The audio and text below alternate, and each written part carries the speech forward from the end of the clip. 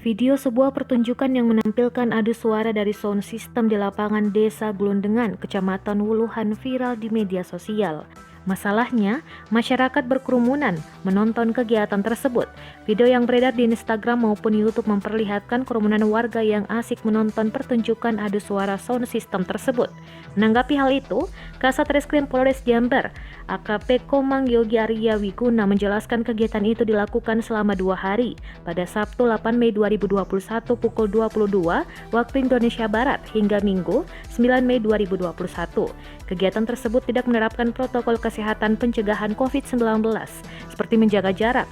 Polisi pun menyelidiki kegiatan yang meresahkan warga itu. Selain memeriksa pemilik sound system, polisi juga memeriksa seorang kepala desa yang diduga menjadi panitia. Pihaknya meminta keterangan dari pemilik sound system dan aparat desa setempat. Sejauh ini polisi telah memeriksa 19 saksi untuk mencari tahu asal penyelenggaraan kegiatan itu. Komang menambahkan polisi masih mendalami motif pelaku yang menyelenggarakan aktivitas tersebut.